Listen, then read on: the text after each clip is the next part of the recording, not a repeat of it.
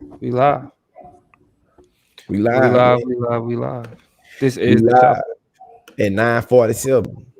You know, on this great February 1st in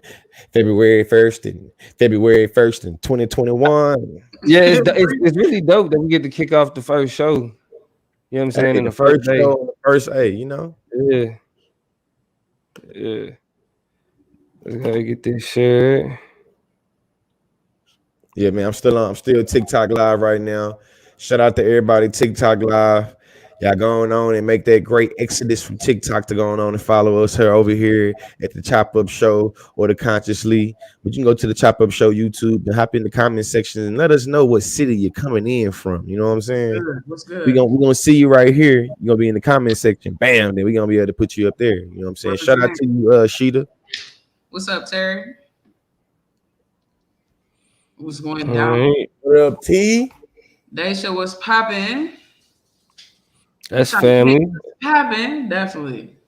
What's That's family. Shauna K, did I say it? Listen. You from Maryland? Did I say it right? Maryland You from Maryland?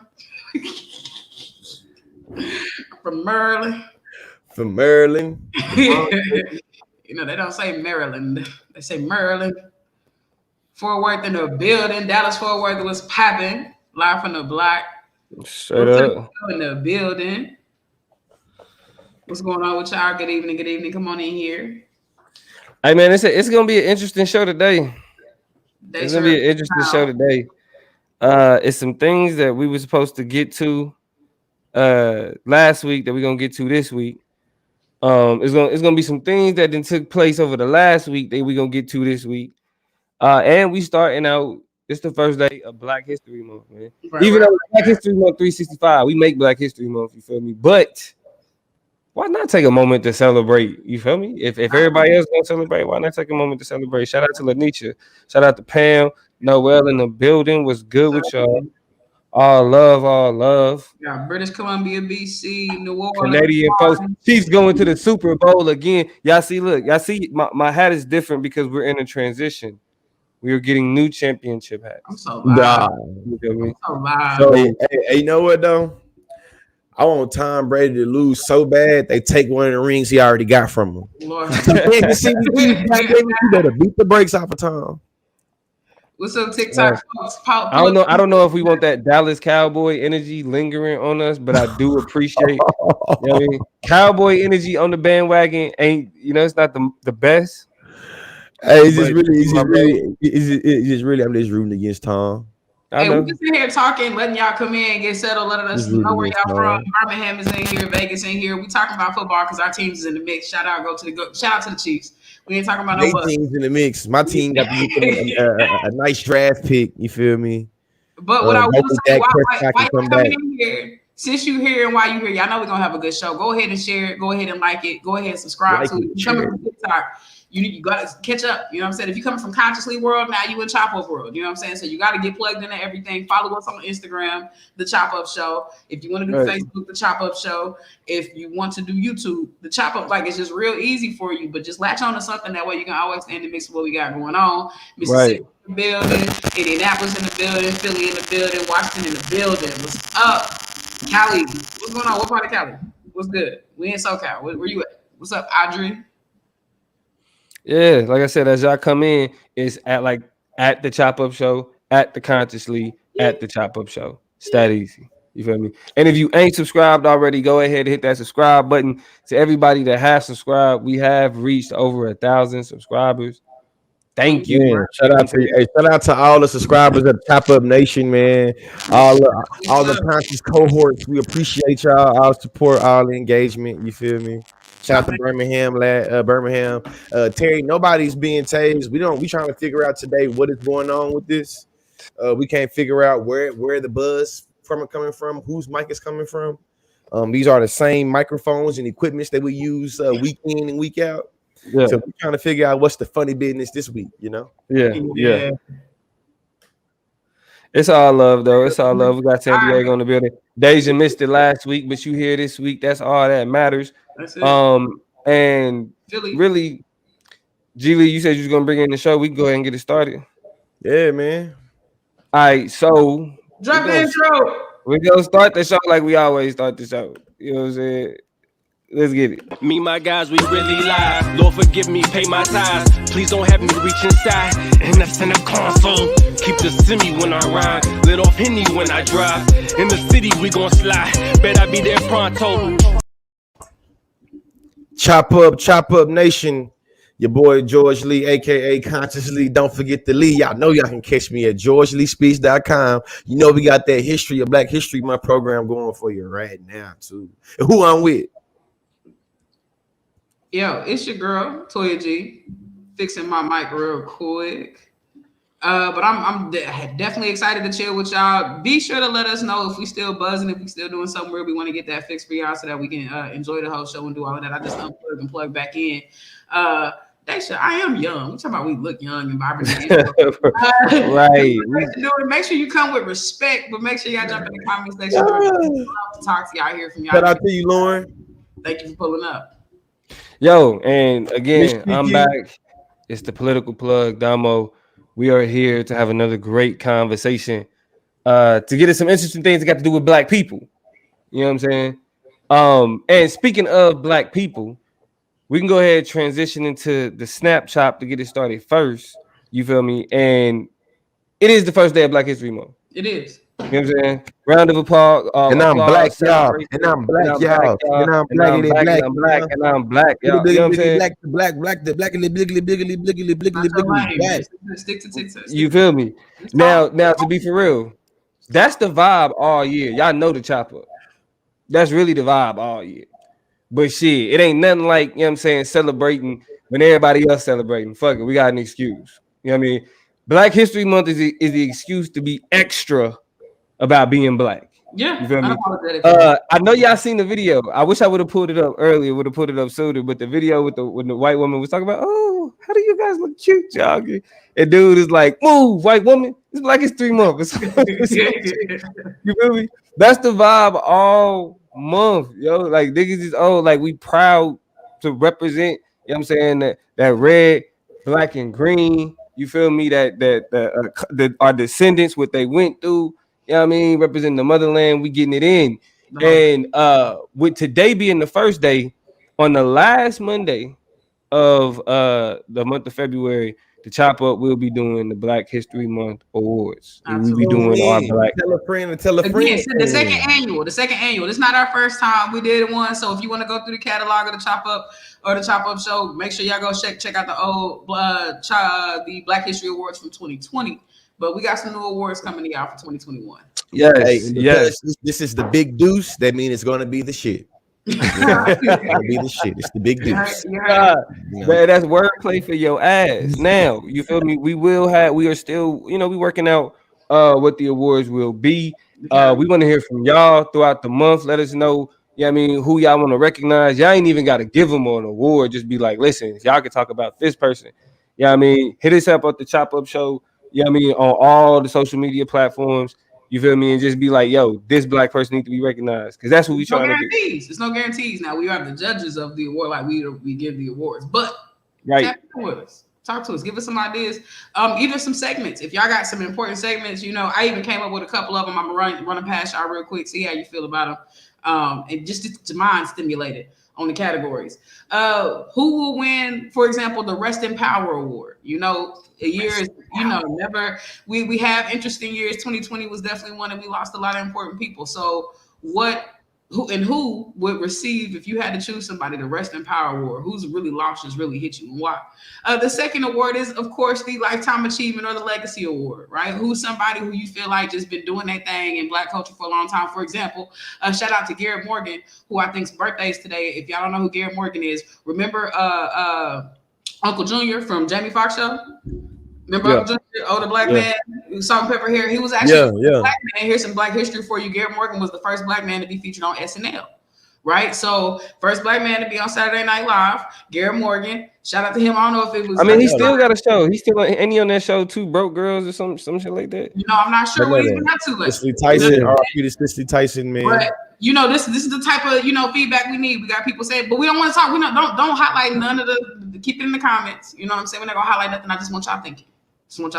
Another category is the Youngin Award. Like, what black person, what up and coming black person is just really having an impact on Black history? Who you feel like is just really somebody we're gonna remember when it's all said and done, and be having some serious conversations about how they moving and shaking. Then I'm figuring out the title of this one, so don't, if y'all want to trash this one, that's cool. But I called it the Black History First Love Award. So like when I say that, I mean go back to elementary school. When you first started learning about Black history, who was just like, oh, they tight. Like you fell in love with them for Black history. Like I gotta learn more about them. I want to dress like them. If it was a little, like who would that person be? Right? I want y'all to think about, who, and a man and a woman, you know what I'm saying? Like, go ahead and pick somebody like that. We got to pick some LGBTQ icons. And then lastly, one of my favorite awards is the We Love You, But You Got to Pull It Together award. From niggas. Constructive criticism for your ass. Who you just want, who do you want to thrive and prevail? Who have we not given up on? Because some of them, like Kanye, you already know my policy. I don't let them go. I let them go. Yeah, Kanye already, you know what I'm saying? Yeah. But who ain't let go of yet? So I want y'all to be thinking, you know what I'm saying? We're gonna have, like I said, these categories, a couple of more. If y'all got some ideas, that's just a couple off the top of the dome. I actually came up with that list at 2:00 this morning, so the juices was rolling. But I was going to say this person before we had this conversation about what happened recently. So you know what I'm saying? I come up with somebody new. You feel me? Who's that? It's gonna be our last segment. But somebody that was like, man, when you say I love you, put it through, get it together. You know what I'm saying? You gotta do better. Gotta do better. T.I. I knew you gonna go there. Now we got some allegations where it's like, I don't know, man. We gotta see what you got going on, player. We'll put that out there here in a little bit. Beatrice, we let Bill go a long time ago, a couple years ago. Bill Cosby, they're gone. Bill Cosby did it, man. Listen, we'll get into it. Y'all gonna see the post. Make sure y'all tap into what we got going on. And then the last Monday of the month, you already know we're gonna have the award. So it's coming. You know what I'm saying? Make sure y'all ready with y'all nominations. It's coming. All right. So with that being the snap chop, we can go ahead and get into the first chop of the evening. Go ahead and take over, George. You got it. Oh yeah, man. So we know that recently, we've had some reports come out. Apparently, since everything been running on the stock market, shout out to GameStop, shout out to AMC. We've had some different, I feel like, what they call it, assessments. You know what I'm saying? Or if you was to audit some, there are Clubhouse, the app Clubhouse received a $1 billion valuation on the back of its Black community. This comes from a tweet from Master Williams. I'm about to just read the on-site of tweets to you because I feel like it's just a nice framing of this conversation we're about to have about Black people's influence. The following tweets followed by, where's the information that confirms that it's Black people who made the Clubhouse a valued at $1 billion? The next tweet reads, we don't have public data, but some of their early investors have mentioned it on the Clubhouse rooms. Clubhouse has been around since 2014, mainly as a SV site, Silicon Valley Bros app. It recently shifted to Black media professionals and celebrities have seen a new popularity and renewed interest than 7 years ago. The valuation is a result of renewed interest on this value app. The rest of the tweets go, well, it could be a fact that there have been several trending hashtags from Black content creators that literally crashed the app because the amount of people interacting. And then the next tweet reads, yeah, the victims here definitely somehow on an app being highly valued is a slap in our face. And the next one says, it's no matter of victim. It's not a matter of victimhood. It's a matter of equity. I suggest we as a community stop building fortunes for other folks without a fair share of the equity. From agriculture to sports to music to tech, the rules change, the brutality decreases, but patterns remain. YSL gang says, we claim that we are tech but own nothing.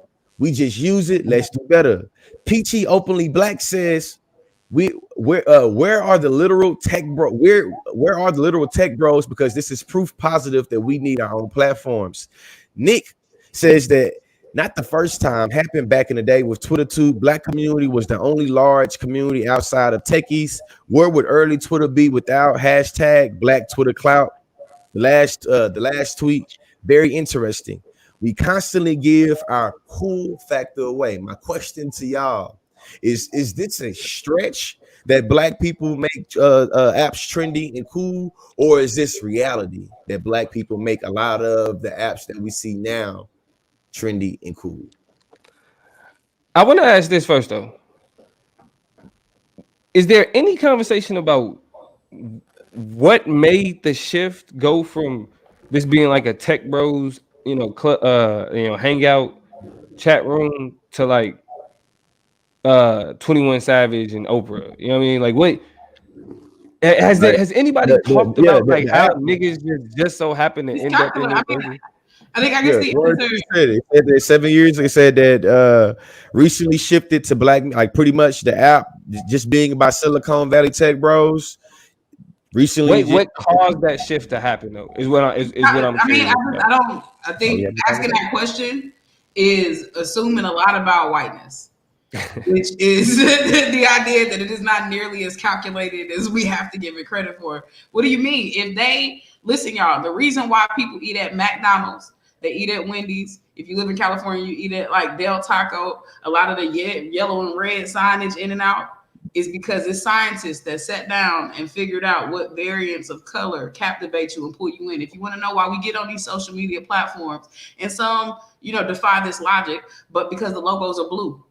And the blue logo that is on Facebook and on Twitter and on TikTok, for example, has a way of kind of pulling us in or whatever, depending on which variation you see. And so this is scientific. So in the same way, some scientists sat down and said, how do you, scientists, sociologists, and marketers, maybe some comm theorists, I'm a kid. I have my field is communication study. Some comm scientists sat down and said, what makes shit pop? How do we get it out there? How do we take something this small now that we want to share with other people and get it out there?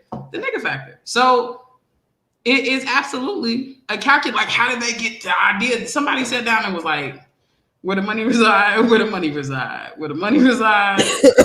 Where the money reside. And we went on from there.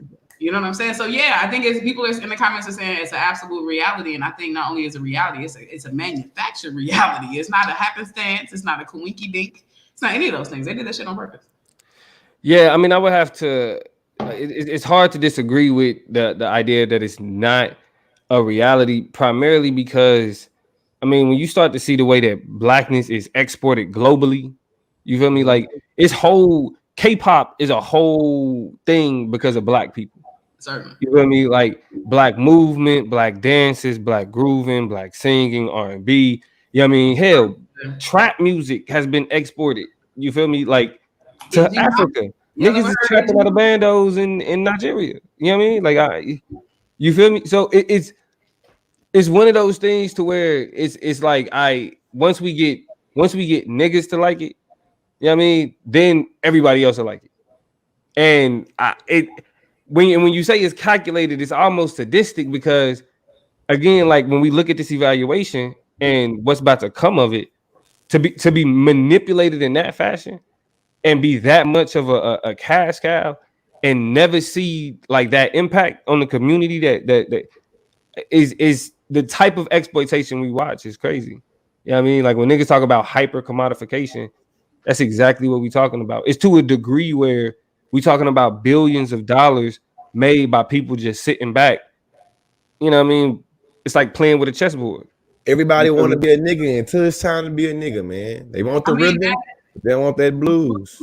They don't want the blues. And I mean, let's not forget about, the dynamic of, whiteness. When we talk about, the phenomena of whiteness and or the phenomena of white supremacy, you have to look at the paradigm of niggerphilia versus niggerphobia, right? That's the way we live in a society dominated by consumerism, and consumerism and capitalism is dominated by whiteness and white supremacy, right? Yep. So I hate to be overly theoretical about these things, but that's why I say it's so orchestrated, right? Because niggerphilia, or the desire, the love is, oh my gosh, I love what y'all do. I love what you can do. I love what you bring to the platform. I love, like, even though for niggas to be so disorganized, we really we move in a very organized fashion when we think something is the way.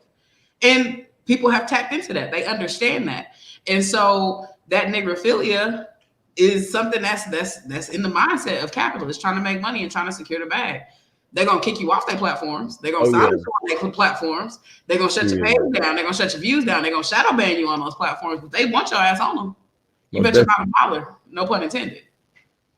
No, most definitely. I don't know what happened to Damo, but I feel like we see it in terms of being able to see when black people do things on social media, it be criminalized or be stigmatized, and then when white people start to do it, it becomes the trend or it becomes cool. And I think that when it comes to the type of things that happen on social media apps, we start to see some things, right? In terms of black women shake ass, and that is seen as ratchet, illegitimate, and being something that quantifies disrespect. Like it justifies it. White women twerk and other non-black women twerk on different social media platforms, and that becomes the trend. It becomes cool. It becomes something you can do at goddamn MTV Awards or something like that. You feel me? And be all over the timelines, and you know what I'm saying. So, my second question though, just to keep the conversation rolling a little bit, is one of the things that those tweets brought to the forefront was the idea of black people being able to own our own social media platform.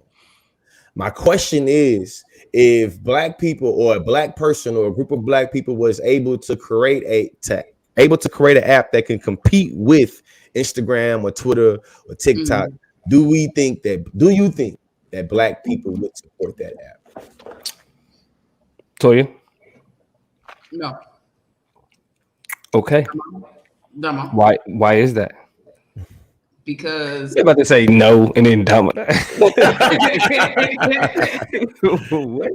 want the answer to be yes? Yes. And I want to keep Noel's question because it's actually kind of lit, and I want to make sure we get back to that because it's something that I think is integral to the conversation. But to answer George's question, no, I don't think that if a black creator created a platform that black people will go and flock to it. And the reason why is that black people empirically have an issue with supporting things that are completely black led and black run. We have a validation issue, right? We have a commitment to atmospheric coolness and the proximity of, and we feel like in order to even be dope, sometimes we have to be able to be in proximity of white people and be able to shit on them, yes, but we need for them to see it and hear it. I don't think it's enough for us to be in our own spaces doing our own things and be kind of only undisrupted. And here's my evidence of that. The Grammys, the Oscars, the Emmys, the BET Awards. Right. I think the only example of a black creation that I can think of that black people have gone and supported in a material way that we see is Tidal. And even then, Tidal was still it's its own thing. That ain't even just like black. That's Jay-Z black. Exactly. You know what I'm saying? And so I don't know. I'm just looking at how it is. I want it to be different. I want to say yes. Right? Ideally, that would be awesome. I just don't see it happening because I feel like black people have a problem going and supporting their own stuff. Platforms for them. It's the issue that we have. Before so, you go, even Chris X say no, I don't. That's a good ass question. Yeah. Look, Chris. Finally, we there, bro. We did something. This is a good show. It's Black History Month. It's a special time. But I gotta disagree. I gotta disagree though. So yeah, I think that with how we rocking right now, it ain't a question of the white people or the proximity to them. But really the niggas that got that close proximity and that acceptance and then moved away from it to those black spaces. I think a good example of that is kind of like this movement of young black athletes transitioning from major D1 schools to going to HBCU. Yeah. Having somebody like primetime Deion Sanders, like literally go like coaching at a historically black college instead of, you know what I'm saying, so the more major, football programs that for the white programs, like shit, we Oklahoma Sooners. You feel me? Like that's white though, white as hell. You feel me? I mean, now people will argue that they got a history, but of integration or whatever. But that's for another time. But the idea though is that today in 2021, wokeness, even though the idea of it has become commodified. Mm. Like we see people transitioning more towards building up black shit, creating black institutions, right? Like they wanting more blackness, wanting to see more blackness. I mean, what happened on TikTok is a perfect example. Even before the mass shadow bans, what started the shadow bans was black people kind of like coming together. You feel me? Supporting other black people. Like if you was black, I'm supporting you on this app, regardless. You feel me? So if we had people that of influence that white people wanted, and those people black and those niggas was like, we going to where the brothers is at. Black people see that and be like, all right, you know what I'm saying? They own their shit. You feel me? Like, yeah, I want to be where they at. That's still like that idea of acceptance. Like, you know, you still need to be accepted by the white person like that. So that creates an issue. But it's then the responsibility of the people who have gotten that acceptance or gotten that proximity to move towards black shit and then move black people towards black shit. Joe Budden is kind of doing that. You feel me?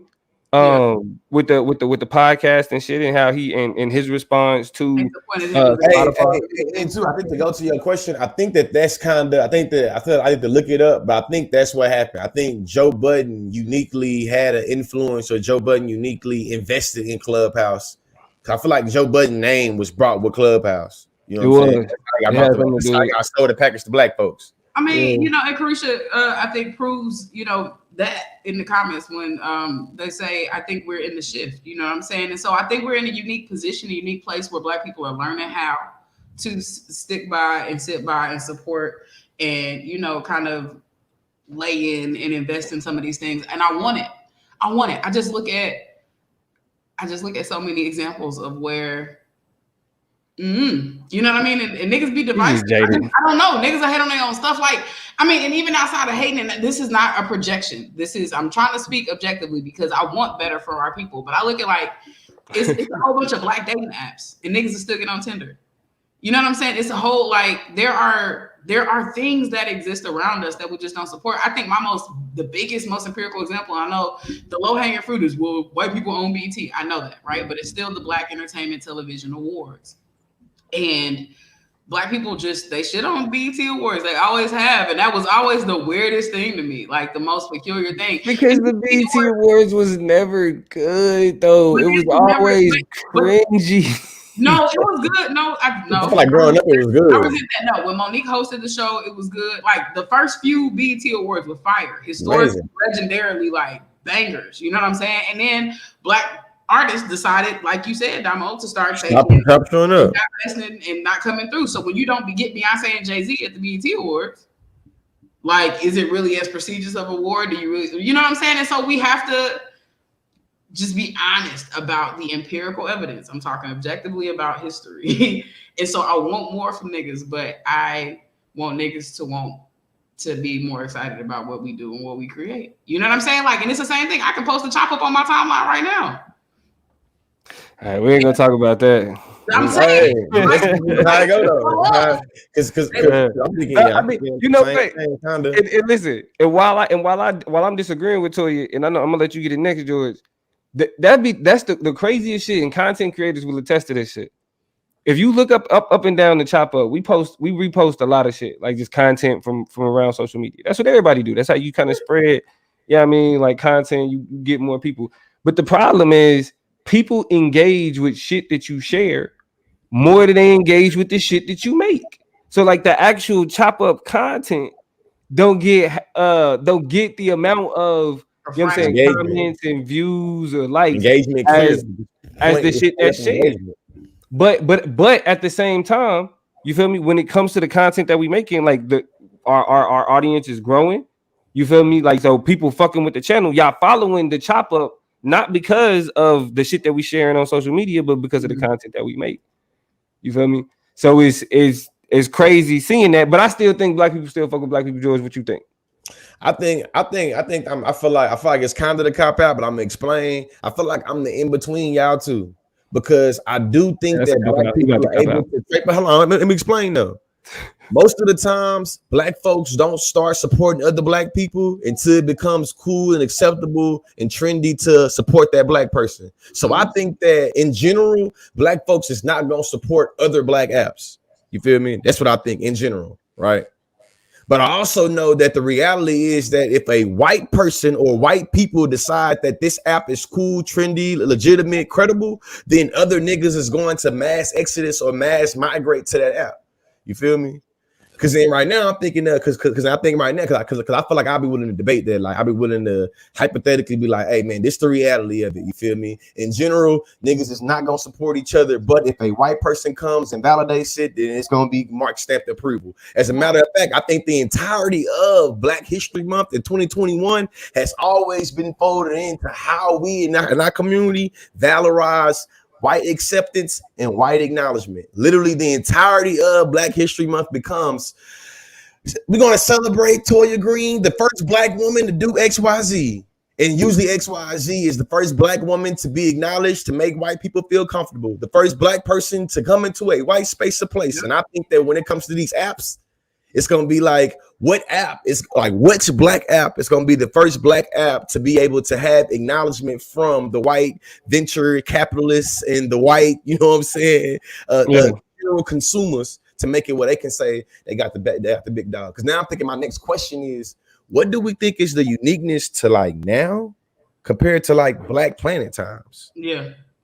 I keep going back to Black Planet and wondering if because we fuck with Black Planet, like niggas fuck with Black Planet was big. Yeah, I was too young to be on Black Planet and had me one.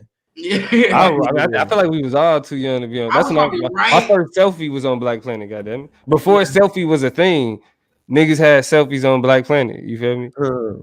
I wish I could find my old Black Planet profile, nigga. My shit was fly. Let me tap into some of these comments real quick. So yeah, tap into these comments. James L. Thomas says, if your people really fuck with you, get their email, start a website or a Patreon, and get paid for your time. We have to move beyond performative wokeness. We just talking, right? So like really, you know, saying build something, get with something, connect, network, and build from the ground up, and just get really, you know, word of mouth. I'm teaching a persuasion course. We call that buzz marketing, where you really start to get things simulated and stimulated in the minds of the people. Ethereal Beauty said that's why Triller is considered the ghetto version of TikTok, because it's mostly Black users, and that's really interesting. Because Triller, I remember it being. I never even heard of it. I watched a lot of George videos over the summer. Oh, Triller, definitely. Together on Triller, and it is just like a piece by piece app. George like, record this part, okay, now record this part, now record this part, now we're gonna do this, now put the music in the background. So it's I don't know how it is now, but it's definitely was just like a less. It's just not TikTok, but it's very similar. So I can agree with that. And people kind of left that wave. I stopped hearing as much about it.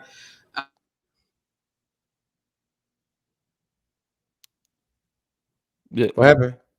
Hold on. The sound just went out? Yeah, I mean, Toya, your sound went out. Yeah. Yeah, we back. Yeah, we back.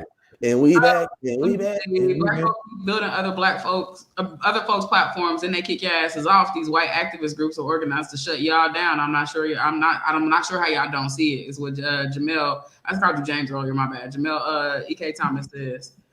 And then I mean, but that's the thing about it though, right? Like I feel. Blue? I see you in the comments. Was Papiana with you? Was good. I hope you having a good night. Welcome to the Chop Up. Oh, I'm debating Blue. I'm debating Blue on Solar Vision Debate League as well on the 9th. Bust his ass, Damo. Bust his ass. Bust his ass, Damo. Shout out to Blue. No, you know I got some biases. You know what I'm saying? Yeah, February night. Hey, no, it's all good. But no, really, I just, I think we have to collectivize. I mean, it's the same. It's the old saying and it's the old motto. We have to collectivize. We have to get people who are committed to using their resources, the people who are moving up and through the Silicon Valley, upper echelons. Austin is another place where tech is kind of taking off. We learned that immediately together. Like those people have to start making some strategic decisions and taking their resources and kind of shifting them somewhere. Thorough Beauty says, shout out to Toya, always dealing with electronic problems. But I know. Mercury Retro, hey, without a doubt. This is the thing. Let me know in the comments if you got that Clubhouse invite that I had sent. I did. I tossed out some Clubhouse invites too last week. Hopefully the people got them on there. Alteron said, I mean, y'all remember the chat line, and that's what a lot of people saying about what Clubhouse is. If y'all haven't, we centered this conversation about Clubhouse. If y'all not on there yet, it's basically just one big old chat line. It's like a 19 way. It's like a 97 way. where a whole bunch of people was on one big call and y'all just have conversations. Now I saw somebody earlier in the comments say I've heard some deep conversations on there. I have too. I've heard a lot of interesting discussions and feedback about how things have played out in the world in a lot of different contexts, a lot of different spiritual rooms, a lot of different music rooms, sport rooms, like it's everything you can think of. I'm interested in how it will keep and if it will sustain its value. Not only because Black people gave it a push, gave it a bump, but I think when it goes public, because this is still a private act. This is why we need invites and stuff like that, and you can't just make a profile on there and be. Yeah. And so when it goes public, I'm very curious about whether it's going to sustain its credibility. And if Black people carved out just like they did. I think it's not. See, I don't think it's gonna be able to. I think that people are so classist that I had this conversation with people all the time, especially being around college students. People really have a constructed, like, inherent value to Apple and to being like, because it's exclusive to Apple users. A lot of Apple users is more prohibited users because it's like it's only us. Yeah. And in my mind, because people like to talk shit about Android products, that as soon as Android is able to get on, there's gonna be some wild bullshit way to say, you must be talking on an Android phone, and it's gonna be like, well, I think, and this is a weird, right? This is a weird pivot. But if I'm being 100% honest, Black celebrities are literally the linchpin of its legitimacy. That's even outside of iPhone, whatever, what's going to decide whether or not people fuck with Clubhouse is because when you start to look at like the World Stars, the Vlad TVs, like the Black blog sites, and when you see the shit that they post, right? They post YouTube. First, they post clip from Vine. That's how Vine popped, right? You blew up from Vine because these blog sites was posting your shit. Then it became YouTube videos. Then or you was YouTube videos and it was Vine. Then it was TikTok. You know what I'm saying? Now that it's TikTok, you starting to see TikTok videos on Instagram and everywhere else, right? On Twitter, everywhere else. And then now from TikTok, it's transitioning from, Meek Mill and Lil Baby were in a Clubhouse talking together, or Lil Wayne and this person was in a Clubhouse. So if they could make content that can go viral just based on niggas having random conversations on Clubhouse, that's what's going to sustain the legitimacy of it. And if you think about it, just that simple ass shit. If that same story, right, that same viral video was on a platform for some niggas, it still has that same viral potential. And now the credibility then just shot to that platform instead of a platform that's not controlled by us. I don't know.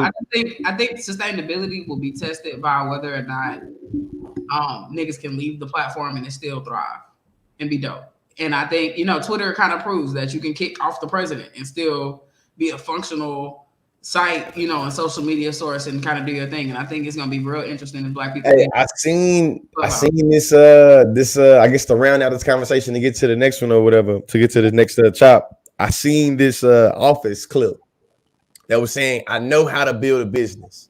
You need Black people to make it cool, and then you get white people off. Then you got to get Black people to make Black people to make it cool. Get white people to get on, and then get Black people to get off.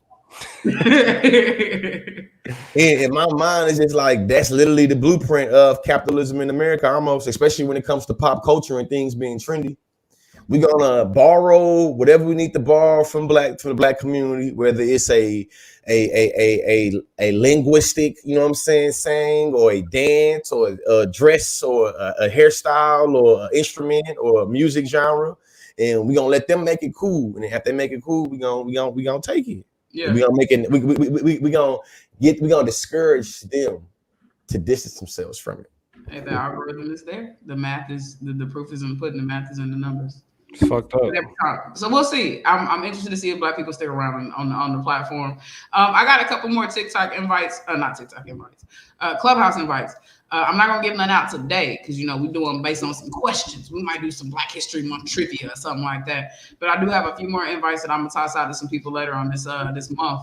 So y'all stay tuned, stay with it, stay plugged into the show. It'll probably happen next week since I'm talking about it today. So be ready. Yeah, I'll be handing mine out at the same time she handed this out. Yeah. So be ready. Slide over into the social chop real quick. We're gonna do it in dices. We're gonna do it in pieces, 3-piece real quick. We're gonna start with this first thing, Tiny and T.I. 15 young women have come out with allegations about their improprieties, their sexual improprieties, their behavior, the habits, the tendencies that they have. Improprieties, you sound like T.I. Drug-induced sex with minors, and I have to kind of put emphasis on that. A lot of these young ladies who are giving feedback about their experiences talk about them happening at age 15 and 16. The CIAA conference, for example, is something that happens out in North Carolina.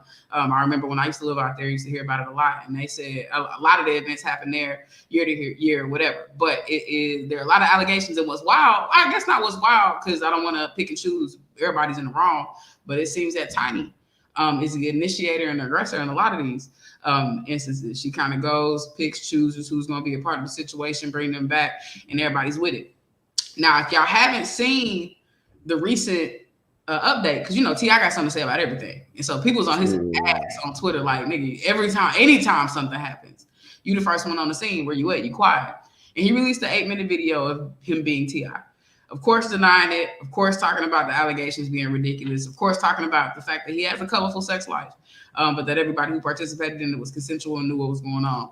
And so I guess my question is, what the hell? That's what Shavonna said in the comments. And I guess that's my question is what the hell? And are y'all believing it? Are you buying it? This is a vibe check. Are y'all even tapped into this story? Because it sounds like it's about to be big and wild. Honestly, I'm just plugged in trying to figure out what kind of like what's going on. A part of me do feel like T.I. be kind of having some Freudian slips when he talk about his daughter and talk about, you know what I'm saying, sexual predators being with his daughter and things like that. I feel like a part of me want to put it past T.I., but also, you know what I'm saying, me knowing what I know about gender violence and me knowing what I know about influence and me knowing what I know about picking people that's vulnerable and messing with vulnerable people, I feel like it's just a lot there to unpackage. You know what I'm saying? And I feel like it's going off of, I guess, what Khadijah's saying, and I throw it to Damo.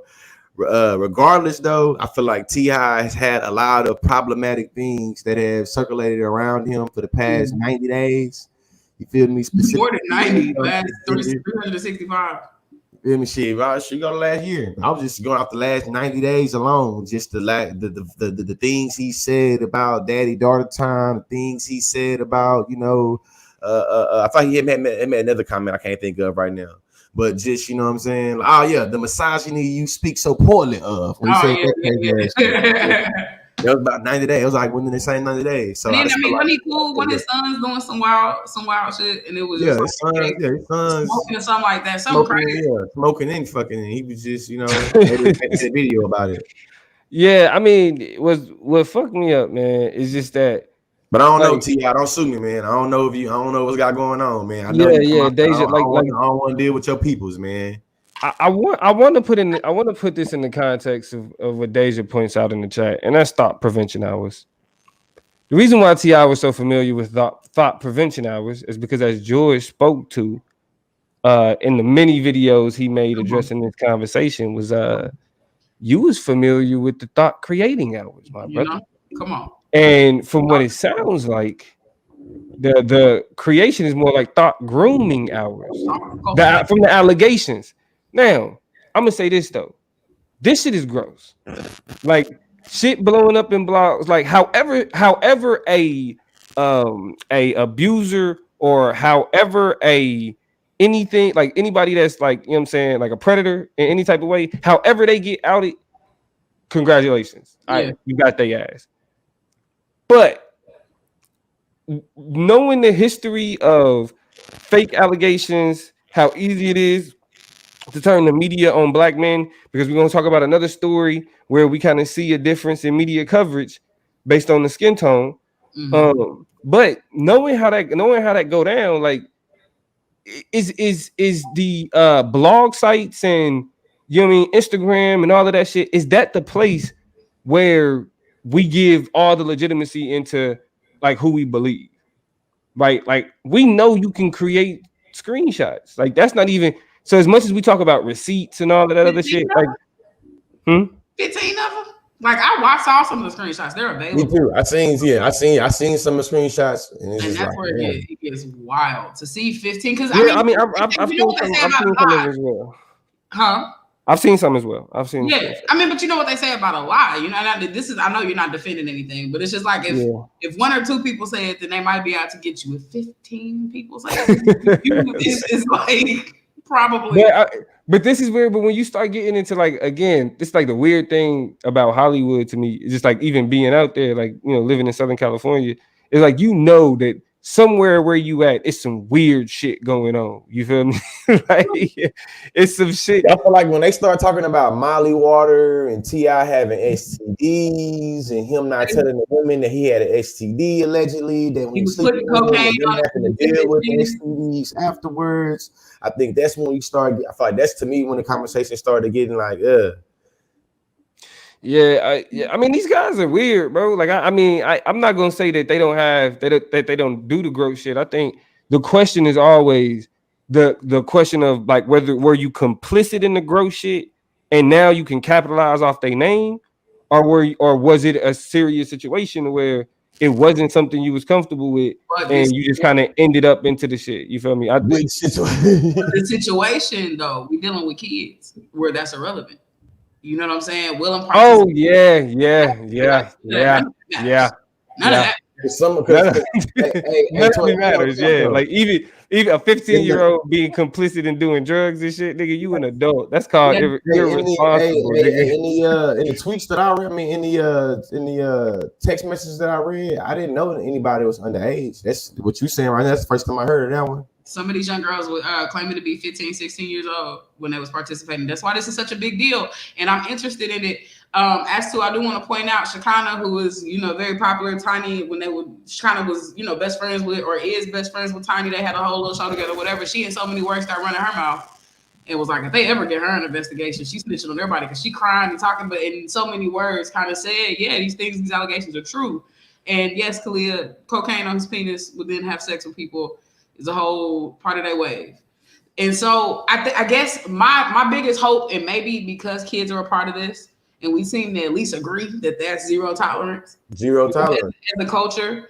As a matter of fact, T.I. says zero tolerance. But I'm skeptical because y'all know somebody who's gotten away a lot with the skepticism about the age of people he's done food with, and he gets Drake. Every time. Somebody even SZA, he even threw a line in there with SZA and it was like, hey, bro, that math ain't math. SZA say that you said that to make it rhyme. But if your rhyme is right, my nigga, you said you saying on wax she was fucking when she was underage. Come on. Yeah, bro. It's like, come on, niggas. You feel me? I mean, even back in 2017. But a huge problem associated with that shit is it's like they end up being acceptable in the culture because of who these niggas is. You know what I'm saying? Like James said, bro, it's like niggas that, bro, like they say like rapist type shit. You feel me? Like they say shit that clearly means that they cross particular lines when it comes to sexuality, women, etc. You feel me? Not saying that again. I'm not acting holier than now in terms of like the music and all the other shit. No. But you know what I mean, we not listen.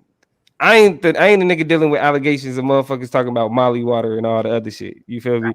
So it's like like I do think that this ain't something that it's difficult because it is something that's playing out on Instagram and it's hard to take serious when it's playing out on Instagram. But as soon as anything is able to be legitimized outside of just like Instagram accusations, like that's next level shit. T.I. looking at some Cosby shit. I'm not gonna lie to you. Well, just so y'all know, story unfolding so that y'all can be paying attention because who knows what angle we'll be coming back at this story with. Is it a Jussie? Is it a who knows? We get some fake stories. We get some wild. Jussie is still on a campaign to prove his innocence to this day. He's still doing events and stuff like that. So it's a lot to unpack. We're gonna see down the road. And see what it's gonna be. I want to shift gears though, put a pin in T.I. and Tiny, and open up to my boy Plies. Now, if y'all been following Plies on social media, I know he made some big moves. He took his goals out. He got a nice, pretty smile. And as a result of that, he's been doing a lot of smiling. It was like that post got a lot of attention because he ain't got no goals no more. And then that led to him posting a post of his feet. He's talking about having pretty feet. So you just get on social media one day last week, you just see Plies, hairy toes, you know what I'm saying? Like manicure, whatever, just whatever. And so niggas was like, them teeth got you acting different. You know what I'm saying? Because he just, celebrity teeth, they nice, they pretty, they white, they shiny, they popping. I say all that to say here recently, matter of fact, today, Plies tweeted something else. They got a lot of people saying the teeth got you acting different. They got you tripping a little bit, losing your mind. And here's what Plies tweeted. He said, and this tweet, by the way, got 4,200 retweets and 16,000 likes, 366 comments. So it's a very active tweet. Plies said, I'm getting vaccinated the first chance I get. How I look at it, I put things in my body every day. I don't know where it come from. If I don't trust the weed man, who I don't know, ate from the food truck outside the club, drunk Hennessy and Red Bull and survived, I should be straight. I should be straight. I think I try to sound like him a little bit, but that's what Plies has said, right? Is that basically he on team vaccine? That's the claim. We're arguers. So I'm gonna give you the warrant, right? That's the claim. Vaccine taking is good. The warrant is that I done put all types of stuff in my body that I wasn't so sure about doing on a regular basis. We can get less complicated than those negative things and talk about some of the positive things we put in our bodies on a regular basis. Does Plies have a point? Is he on to something, or is it still a hell no? Because his comments is like, nigga, nah, you lost your mind, you tripping. Teeth got you wilding. It's still a no. Nigga, nah, you tripping, dog. It's like, right now I feel like you kind of on some shucking and jiving shit, trying to appeal to a crowd that you ain't never appealed to, guy. I'm on some debate shit. If I was to make me a video where I'm like, Plies, this is where you fucking up on some demo shit, or just coming at him, it's like, hey, Plies, what in the false correlation is going on here, man? Nigga, what in the false front is going on? So the weed man that's giving you weed, it's like, bro, you correlating weed that naturally exists, that naturally food. Okay, but weed and food are not examples. You have to be. Let's be honest now. Weed is made who knows where. It's genetically modified. It's not the same weed niggas were smoking even when. Especially if you're smoking on that end, though. It ain't even the same stuff as when I started smoking. You got all types of. I'm just saying. I'm thinking, being objective. I'm trying to. But see, y'all should go read the comments. I'm saying it's people on both sides. Like, wait a minute, my nigga. Let's be honest. Well, while I think there are arguments for vaccines, I just think this is some of the worst one. Though. This is the argument that you don't even got to be against vaccines to be like, Plies, you sound stupid. Bad argument. This is we don't even want you on our side. Nigga. If you pro-vaccine, I ain't even saying I'm a pro-vaccine nigga, but if I was a pro-vaccine nigga, I wouldn't even want you on my side. But you got niggas looking at us stupid. Like, this is why, right? It is there are a million reasons why you should why niggas should be. But the whole measles, Spanish flu, smallpox, it's a lot of shit that don't. You know what I'm saying? It's a lot of shit that don't happen no more because of vaccines. You feel me? And the fact that people have been getting vaccinated throughout history is the reason why a lot of these things ain't popped back up. And whenever you have seen something like a measles outbreak, it's associated with a unvaccinated child. Now, again, put your hands down. Before I get crucified by YouTube, I'm not a pro-vaccine nigga. I'm a pro-choice nigga. Vaccine if you want. If you don't, that's on you. You feel me? However, there are a bunch more great arguments to make about why somebody should be taking the vaccine outside of, well, my weed, I don't know where that shit come from. Nigga, you can't brag about being slow. Like, nigga, that's not a point. You feel me? You not like, nigga, all right, point Plies. You got it. No, nigga, I'm wondering, like, my nigga, like, what is your diet like? You really just throwing shit? Just like, fuck it, Mikey. He'll eat anything. Like, nigga, what is you talking about?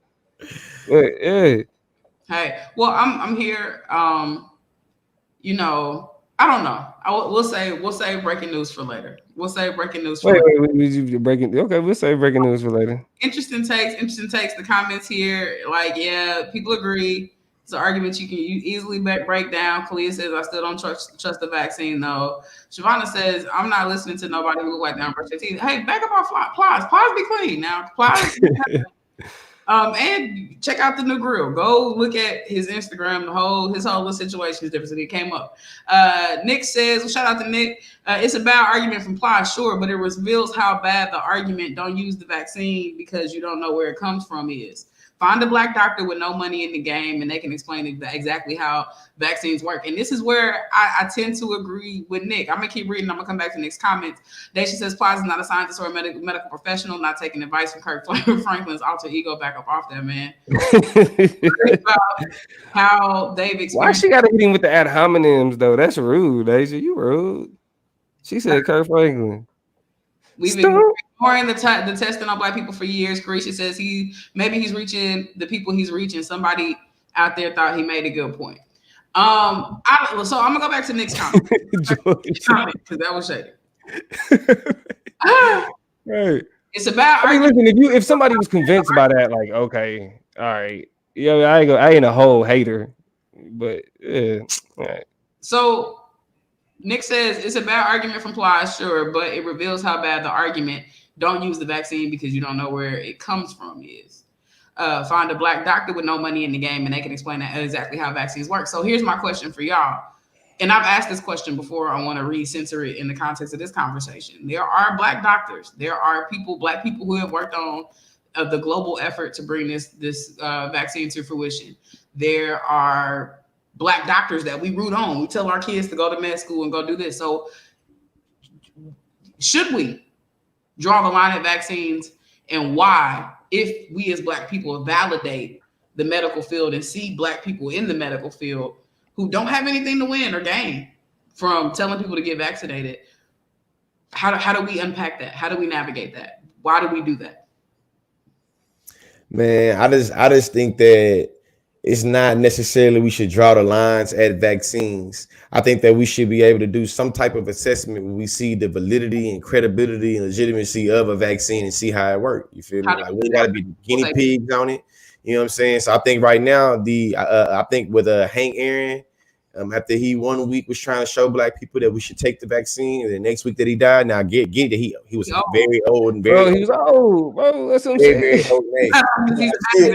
But in terms of public perception, you feel me? In terms of public perception and how misinformation gets easily circulated so quickly, I think that there's different ways that we'll be able to, I feel like, see in terms of what is the impact of this vaccine, how is this vaccine influencing other people, and then we can go off that. I don't think we have to make it where we say no to all vaccines, because as we all acknowledge, none of us dealing with polio, none of us dealing with, you know what I'm saying, tetanus, or, you feel me, things that have been literally eviscerated as a result of, you know what I'm saying, vaccine. So it's like people who both have and have not been vaccinated. If you have been vaccinated, then you benefit from the vaccine. If you haven't, you benefit from herd immunity, so that disease or bacteria, the virus is not around, because people have limited out of their bio atmosphere, so you don't even have to worry about getting it no more. My question to y'all is this. You all have said we don't have to be the people, we shouldn't have to be the guinea pigs, we should watch other people do this and the other. But in a world where this has been a global effort, Black doctors have contributed to these efforts. There are Black doctors with no skin in the game.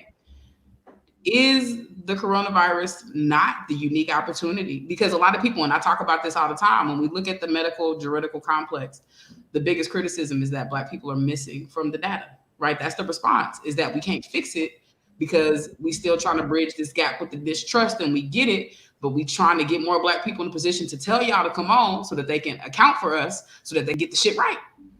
And so we in a catch-22.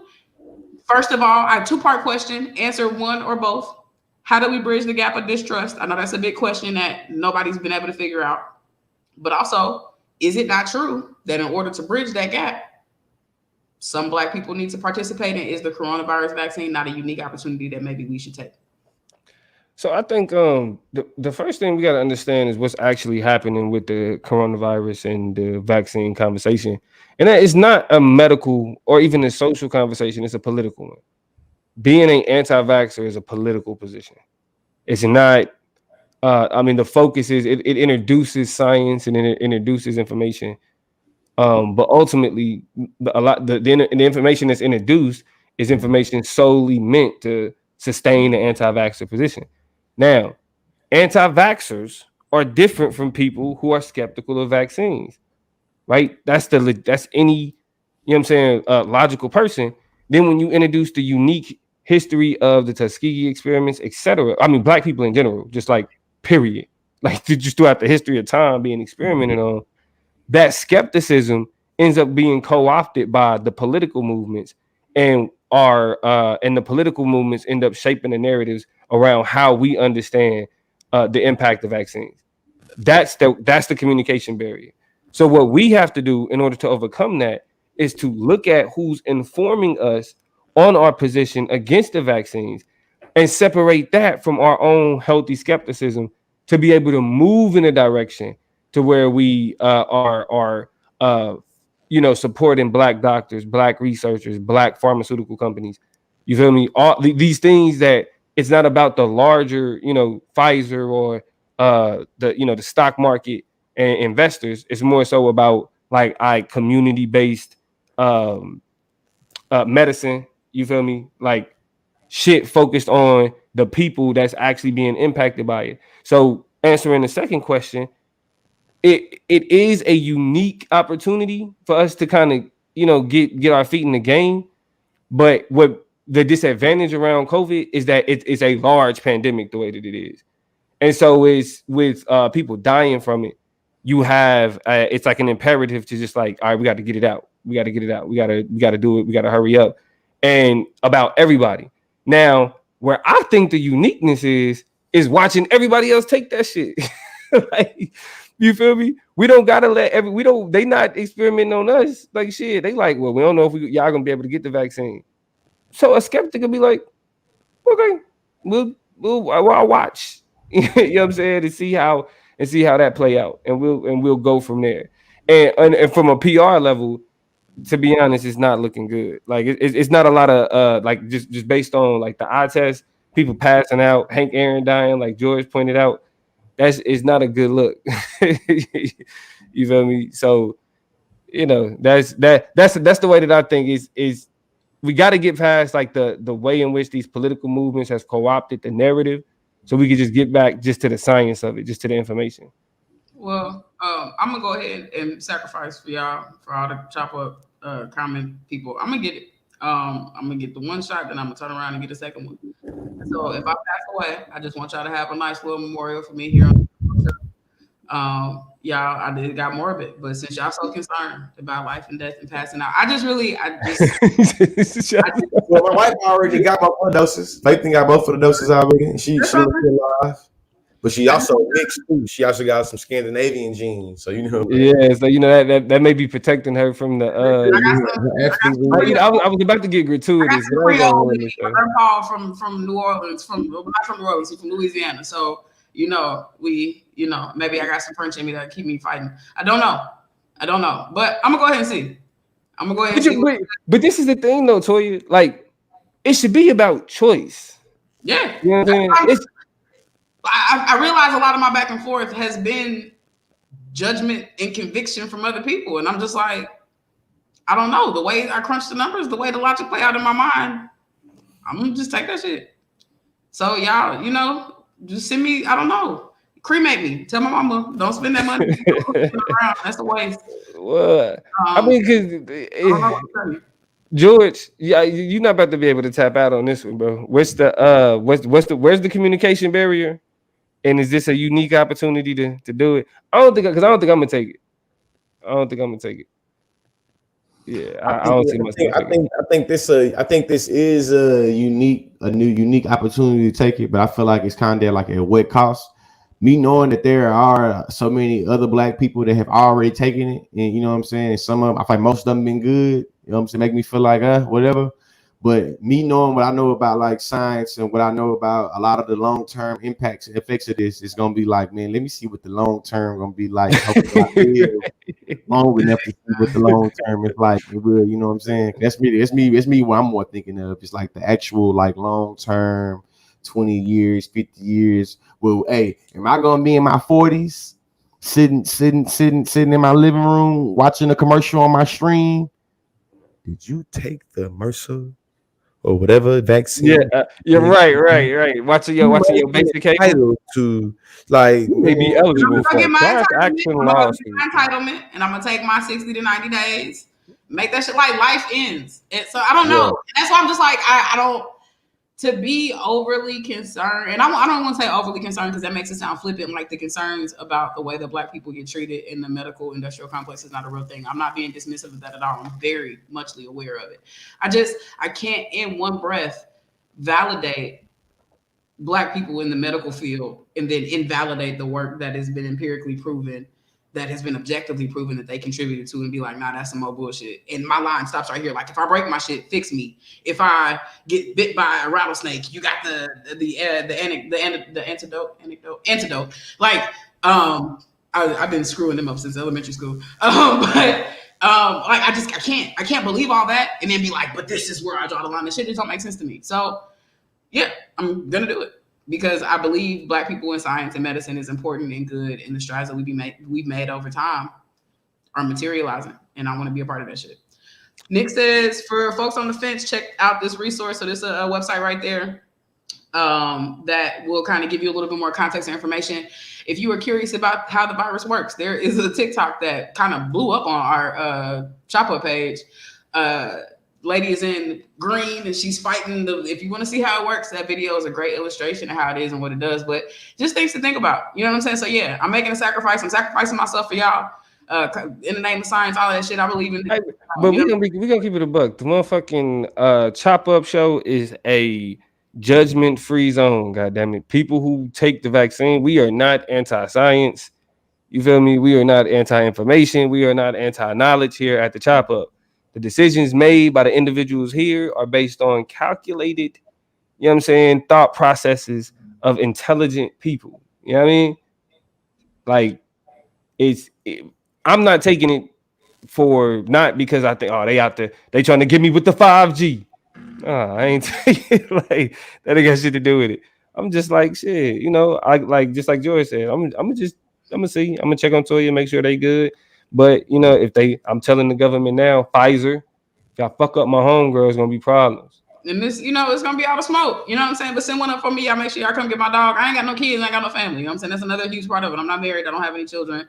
So the calculus for what I'm doing and why I do it is completely different. I will say, if a pandemic is gonna wipe out disproportionately Black and brown people, and I'm a Black and brown people, and it's a solution for the Black and brown people, I'm gonna get a solution for the Black and brown people. The math takes out for me. So that's just me. But let's go ahead and slide out to the last little component of the conversation for today, and then we can be done with the Chop Up for tonight.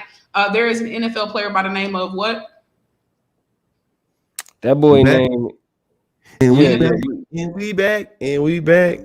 I say, nigga, shout out. We been here, nigga. You back. Nah. The NFL player who Christian something y'all go ahead and recap the story of what happened in the NFL to this Black woman. George. Let's see. It was so I'm just seeing. I was looking at. I must got a message from seeing the sucker shit that TikTok is doing now.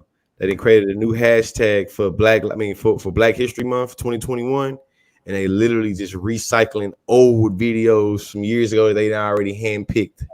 So it's like, y'all ain't even allowing for the shit to organically do it. But former NFL player Chad Wheeler pleads not guilty to all charges following a physical assault on his girlfriend. Chad Wheeler also issued an apology following his domestic violence incident on January 27th. He pled not guilty today.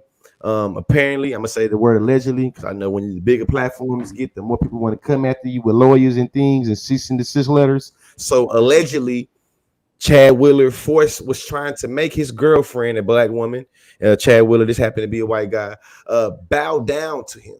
And because she did not bow down to him, allegedly, he beat her almost to death. No, he strangled her. Let's be clear about that. So he beat her to death. He beat her almost to death, and the component of that was strangling her to the point where when she came back to consciousness, he said, "Oh, you still alive?" And then continued to beat her up a little bit more. So, wow. You still alive? And this nigga pled not guilty. He said, "Oh, you're still alive." Wow. And I only smile because Ethereal Beauty is being crazy in the comments. But yes. So the niggas, the not nigga, the white man, crazy as hell. That he pled not guilty to doing those things. Now y'all said he released a comment apologizing. How was the apology? It was a tweet. The initial apology was a tweet saying that he apologized for the incidents that occurred. He was having a manic episode. I'm assuming a part of his not guilty plea is that he was diagnosed bipolar. This was a part of impacting his NFL draft status. So he was taking medication, and he was recently said to have been off of that medication. And while being off of that medication, this incident is what took place. So that is, but a few things is fucked up about this whole thing, yes. and the this question of being bipolar is important to it, and that is the media coverage that we. Yeah, he's supposed to have a manic episode or whatever. Manic episode, yeah. Because it's being looked at as a mental health issue, right? As opposed to just domestic violence. Places like ESPN are tiptoeing around the coverage. Yep. When it was Ray Rice or when it was Adrian Peterson or Tyreek or Tyreek Hill, it was every other deservedly. They did that shit. Kareem Hunt. Right. Oh yeah, not Tyreek Hill, Kareem Hunt. Tyreek had issues too. They both had. Oh, when they was the child, and he was just being accused of it. Tyreek Hill was just being accused of, and so he found not guilty. Right, and that's round the clock coverage. But this white man just puts in a tweet that it was a manic episode, and ESPN is just kind of like pussyfooting around the conversation, which I find extremely interesting, primarily because the racial implications of the whole shit cannot be ignored. You feel me? The fact that this is a white man that beat this woman because she didn't bow to him. Like, let's be for real here. We just got phone calls associated with Tyreek Hill. That's all that was. It was, he was scared. It was that. Hey, and every show they was talking about, dude. I think this just speaks to the normalized racial white psychopathology and how white people are. I feel like when they do crazy shit or when they do wild shit, there's always some type of psychoanalytic rationale for us to be able to explain it through. And I think that because black people are pathologized, meaning we already seen as being abnormal, when we do shit, it's almost seen as like confirmation bias. Like, I told you those black people were X, Y, and Z, then it was doing it. It kind of bring me back to the Paul Mooney stand-up joke, where it's like a white person does something. It's like, man, I got personal personalities. Just like, we can study that. You feel me? The black person, I got multiple personalities. Well, one of you pick which personality. Even though he's doing it very humorously, I think that is literally the real reality that we live in. Because I think get murdered for having, I feel like black, like literally my homeboy right now is trying to get justice for his father, Patrick Warren Sr., that was killed in Killeen, Texas. Mm-hmm. This man got murdered by the police, you feel me, during a mental health emergency. Yep. Where his family, Patrick Warren Jr., literally called the mental health deputy of Killeen. And instead of sending that deputy out, they sent the police out.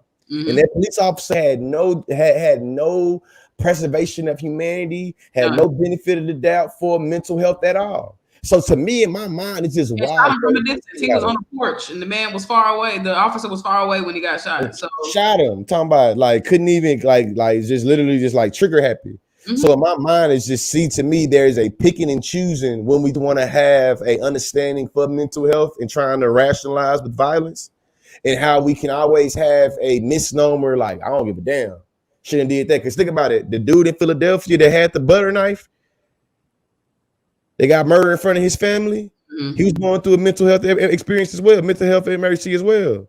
So to me, it seemed like America just pick and choose when they want to give a damn about mental health. Well, I mean, 1000%. And I think when we talk about the issues of mental health and how they relate to a lot of issues, we got to remember what Daisha said in the comments. I don't like when they say stuff like, you know, he was mentally ill and his bipolar is what explains why the event happened, because it makes it seem like people with mental illness hurt people, and they don't. That's the same logic or justification. And it's the same kind of stupid circling of the drain we get to when we talk about guns and gun violence and stuff like that. And here's why it's messed up. There a couple things. One, it's ableist as hell to be like, you have this diagnosis, you have been clinicized this thing, so that automatically earmarks you as somebody highly likely to deal with those things, right? It's just it's just not true. It's not factual. And B, that is the stigmatization that comes along with having those diseases and not seeking treatment for those, is that you don't want to be marked as a future serial killer or a future this, that, and the other, or a future whatever. And so you don't want to be labeled with that shit. But here's the gotcha, right? Even if somebody has a mental illness, you need to recognize the crime separate from the illness, because only by doing that do you actually find a path to getting them the help they need and start to create an infrastructure for us to deal with issues. Now, it's terrible. Then we got to get to a point where something happens. Terrible. 22. Let's talk about Black people, because we suffer and live through trauma. The environments that we live in, the PTSD we experience shapes and molds a lot of how we respond to a lot of shit, but nobody ever uses that as an explanation for why niggas end up doing what they do. So we can't, I think just when it comes to just applying the law, when it comes to question of how we serve communities that are disproportionately affected by lapses in the system, we have to find ways to intersect those conversations in ways that don't sit up here and utilize their mental illness or their social positionality as an explanation of anything, right? There are two things that coexist and they intersect in a unique and interesting way, but somebody committed a crime. We need to treat it as such. Now that we know that they are sick, how we adjudicate over that crime needs to be called into question. We definitely need to assess it, but accountability for a person who committed a crime still needs to be held. I don't think people who suffer from disabilities don't want accountability from people who to create who do bad things or create problems or commit crimes. I don't think they would want to live under a system that treats them that way, because that's inequity. You know what I'm saying? And this also speaks to just how this question of social justice and criminal justice reform and police reform and being against racism and all this shit is so superficial, especially from a lot of these major corporations like ESPN and the NFL and the NBA and all this other shit, because these are the things that empower the criminalization of Black people. You feel me? The media, how they operate, right? How they choose, what they choose to pick at, what they choose to highlight, what they choose to put out front, what they choose to be important. It ends up shaping these conversations. And beyond, because the scapegoat conversation that Toya speaks to is extremely important, but it's one of the things that we talked about in debate was calling whiteness out and bringing it to the forefront, holding it accountable for what it is and what it did, making it culpable. And here we are, another instance. As much as we call out the instances where they're complicit in putting us in the forefront, here are these major corporations. Here is this major media company being complicit and keeping it in the background, allowing it to go right up under the rug and not allow it to be a conversation of domestic violence simply because of who the person it was and the claims associated with why they did it. Ignoring whiteness in that fashion is just as dangerous as the hyper criminalization that niggas go through. Well, pay attention to how these narratives are construed. When we talk about these narratives, clearly they're complicated. We have a racial narrative, we have a gender narrative, the classic power dynamic, and also a narrative that is familiar with the NFL in terms of domestic violence and abuse. That could be its own conversation with how the league starts to approach that, because how he's punished it'll be very interesting from a legal standpoint and from a league standpoint. It'll be very interesting to watch. Hey, well, you see, he already former, because when he did it, he wasn't former. He was in the league. I could have sworn. Yeah, he was in the league. He played for. He was like a second stringer for the Seahawks when the shit popped. Well, so I mean, it's interesting to see how things unfold. But the narrative of mental health, the narrative of race, white people and mental health, Black people and mental health, how these things play out. But we shouldn't forget and should always leave space to talk about the Black women who, you know what I'm saying, suffer at the hands of bullshit that exists in our society because we don't talk about it enough. So y'all pay attention, keep your heads on swivel. And that's the end of, I think we call this the social chop. Yeah. That's it. Hey, happy Black History Month to y'all.